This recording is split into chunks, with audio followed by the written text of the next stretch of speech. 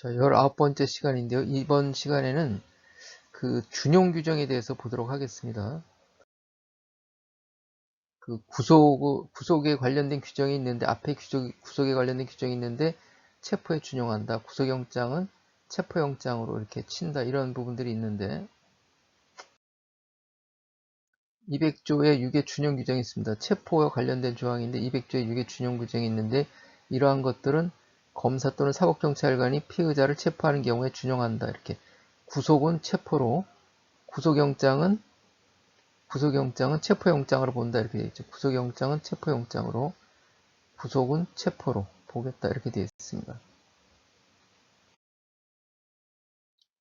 구속영장의 방식 해가지고 체포영장의 방식이죠. 체포영장에는 피의자의 이러한 부분들, 이러한 내용들이 그 청구서에 어떻게 작성하면 된다 하는 게 형사소송 규칙에도 나와 있었죠. 같은 내용이 나와 있었죠.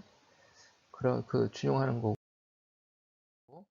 그 다음에 구속영장의 집행, 체포영장의 집행은 사법경찰 관리가 한다. 검사 지휘에 의해서.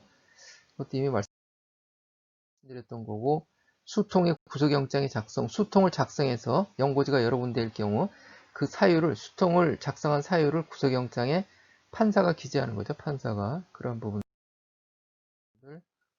그리고 그 관할구역에서 체포영장의 집행을 집행할 수 있고, 촉탁할 수 있다.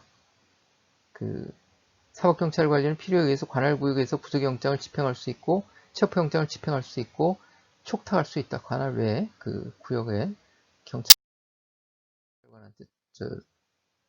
촉탁할 수 있다. 85조 구속영장 집행의 절차, 체포영장 집행의 절차 반드시 제시한다. 원본 제시한다. 신속히 지정된 장소에 인치하여야 된다. 그 조사실 같은데 인치해야 된다. 인치 구금 장소가 있었죠.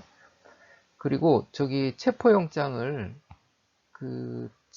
구속영장도 마찬가지고, 우리가 이거 원본을 갖다 제시를 해야 되는데 다른 데 출장을 간다든지 퇴근을 한다든지 할 때는 체포영장 가지고 다니지 않겠죠. 그런데 가다 이제 우연히 마주쳤다든지 할 경우에 그 사람한테 어떡하지? 야, 잠깐 기다려. 사무실에 가서 가지고 올게. 그렇게는 할 수 없는 거잖아요. 그래서 그 공소 사실의 요지, 그러니까 범죄 사실의 요지하고 피의 사실의 요지하고 영장이 발부되었음을 고하고 집행할 수 있다. 이때 미란다 원칙도 고지를 해야 되겠죠. 미란다 원칙. 집행을 완료하고, 그러니까 사무실에 데리고 와서는 신속히 그 영장을 보여줘야 되겠죠. 원본, 야, 네 영장 이거야 해가지고. 86조 호송 중에 가유치. 호송할 경우에는 가장 접근한 교도소 또는 구치소 임시로 유치할 수 있다. 그런데 그 일반 경찰이 특상형이 신병을 호송하면서 교도소나 구치소에 갖다 놓지는 않죠. 경찰서라고 이렇게 볼 수 있겠죠. 이게 경찰서. 87조 구속의 통지 이거 했었죠. 변호인한테 변호인한테 체포 통지하는데 변호인이 없는 경우에는 30조 2항 배직 형법이죠. 배우자, 직계, 친족, 형제자매, 그 법정 대리인 이렇게 돼 있죠. 지체 없이 서면으로 통지해야 된다. 24시간 이내 서면으로 통지하는데 전화로 먼저 알려준다. 이렇게 말씀을 드렸었죠.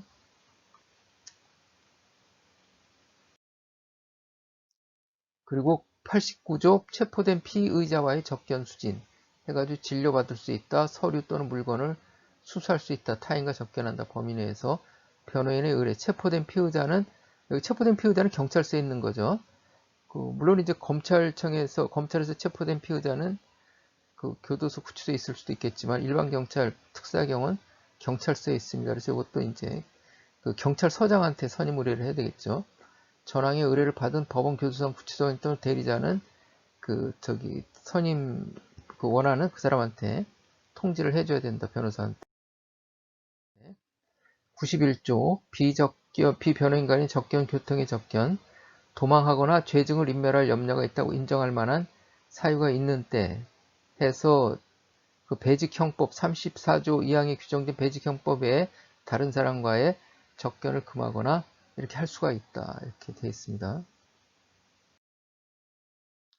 그리고 경찰청 범죄수사규칙에는 그 변호인 아닌 자로부터 전항의 신청이 있을 때, 변호인 아닌 자로부터 전항의 신청이 있을 때, 경찰관은 변호인 또는 변호인 대리하는 자는 체포 구속된 피의자와의 접견, 서류 또는 물건의 수수, 수진의 신청이 있을 때는 친절하게 응하여야 한다 이렇게 되어 있는데 변호인이 아닌 자로부터 그 뭐 가족이라든지 뭐 이렇게 되겠죠. 친구라든지 있을 때는 면밀히 검토해서 피의자가 도망 또는 재증을 인멸할 염려가 없고 유치장에 보안상이 없다고 지장이 없다고 판단되는 경우는 준항에 처리한다. 전항에 준하여 처리한다. 이렇게 되어 있죠. 그리고 이제 이런 식으로 이제 그 기재가 되어 있고 접견 등 금지결정 처리부라는 서식이 있습니다. 접견하지 말라 했을 때는 이런 식으로 하시면 되는 거고 구속의 취소, 체포의 사유가 없거나 소멸된 때에는 법원은 직권검사, 피고인 변호인과 그렇게 배직형법에 규정된 자의 청구에서 결정으로 구속을 취소한다. 구속의 집행정지, 구속된 국회의원에 대한 석방 요구가 있으면 당연히 구속영장의 집행이 정지된다. 어디서? 헌법 44조에 의해서 이렇게 되어 있습니다. 그 다음에 보석 조건의 변경과 취소.